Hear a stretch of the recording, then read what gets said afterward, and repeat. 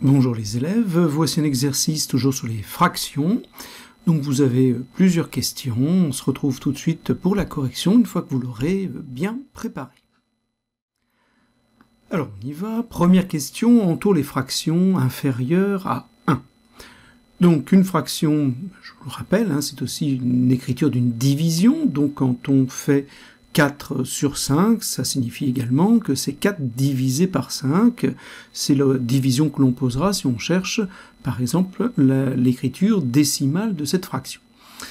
Alors comment fait-on pour savoir si une fraction est inférieure ou supérieure à 1? On compare simplement le numérateur, le nombre du haut, et le dénominateur, qui est le nombre du bas.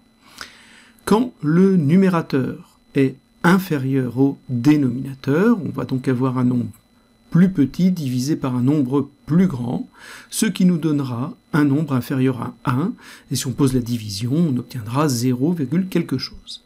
Si par contre on divise un nombre comme 8 par 3, le numérateur plus supérieur au dénominateur, cette fois-ci, nous obtiendrons un nombre plus grand que 1.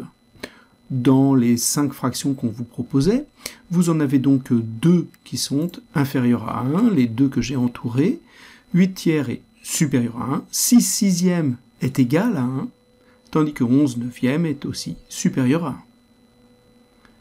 Deuxième question, encadre par deux nombres entiers consécutifs. Des nombres entiers, c'est-à-dire que la partie décimale est nulle, donc par exemple 7. Consécutifs, ça veut dire qu'ils se suivent, 7 et 8.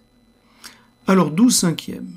12 cinquièmes, si on cherche une écriture décimale, on va faire 12 divisé par 5, et on va obtenir, dans 12, il y a 2 fois 5. Donc on va avoir 2, quelque chose, ce qui signifie que 12 cinquièmes est entre 2 et 3. 20 tiers, même principe, si on pose la division, nous allons obtenir que dans 20, on peut mettre 6 fois 3. Ce nombre-là sera donc 6, et une partie décimale dont on n'a pas besoin.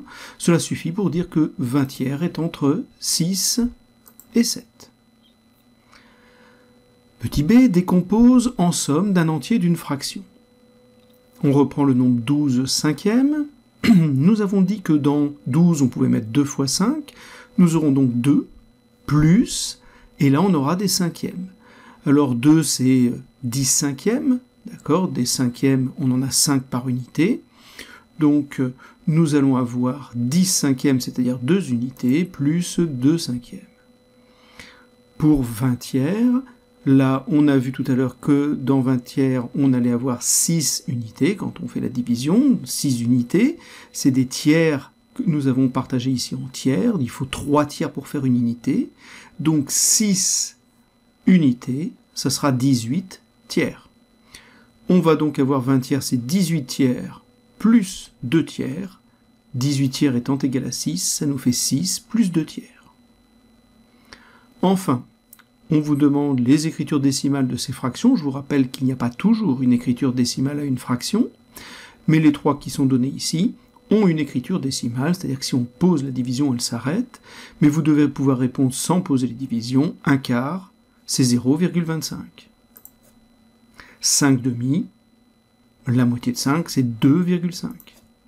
7 dixièmes, comme son nom l'indique, 7 dixièmes, ça s'écrit aussi en écriture décimale, 0,7. Voilà pour cet exercice.